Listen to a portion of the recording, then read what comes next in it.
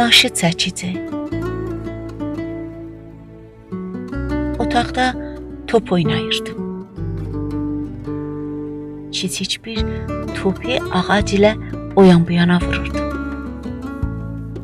Top güzgüyə dəyib onu sındırdı. Atam bu güzgünün qabağında geyinərdi. Kövrəldim.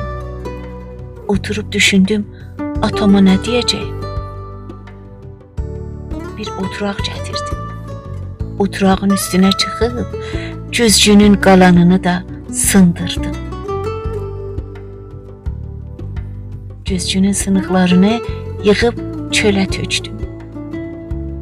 Sonra isə boyaq ilə fırçanı gətirib, atamın şəklini güzgünün yerinə çəkdim. Atam kiravatını bağlamaq üçün güzgünün qabağında dayandı.